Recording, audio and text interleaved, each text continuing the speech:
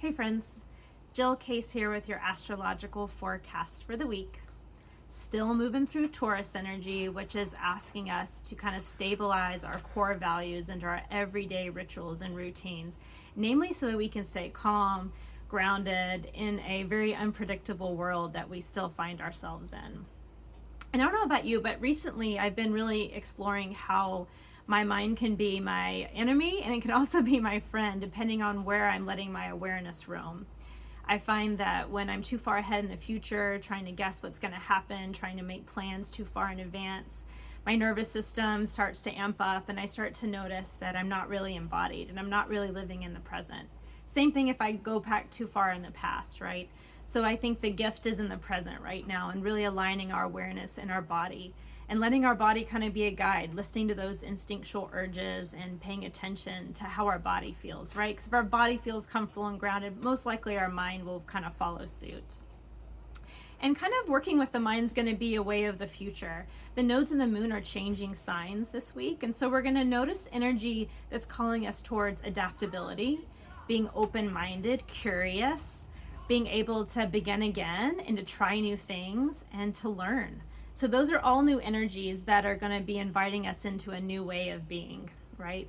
And so again, be willing to try things, be willing to not know, and let your play with things and just try them on for size, right? And allow your body to be a great way to kind of know how it's working for you. Like notice how your nervous system is responding and noticing how things feel physically in your body. Keep using that physical sense of presence as a great litmus test. Relationships are going to be pretty focused to the week.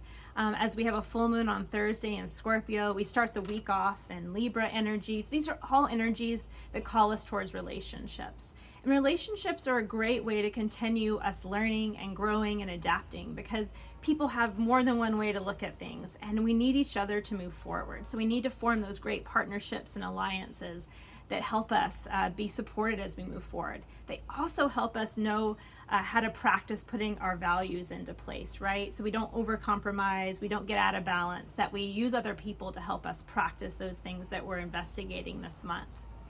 That full moon's in Scorpio, so it's going to be an intense one. So take good care of yourself, have good boundaries, take care of your emotions, because Scorpio deals with that intense stuff like death and loss. And a lot of us right now are really dealing with that, maybe through medically, right, with this coronavirus and how that's affecting our health, but also just the loss of the things that we know, right?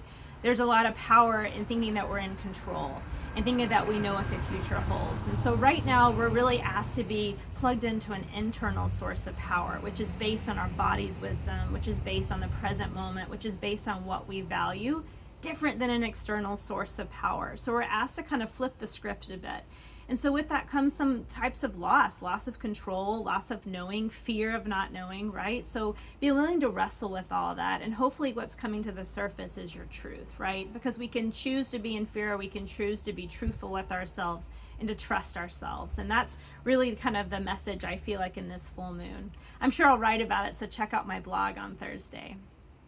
At the end of this week, after we get past that full moon, might be a great time to just kind of get outside, be in nature, try to just let that energy move through you. So for me, sometimes when I have a lot of that excess emotional energy, the best way to get rid of it is just kind of work it out. So get outside, work in your gardens, go for a hike, go for a run, do what you can to just take good care of yourself. And by Sunday, maybe you'll have a little bit more of that introspection as to how to move forward with the last cycle of this Taurus energy.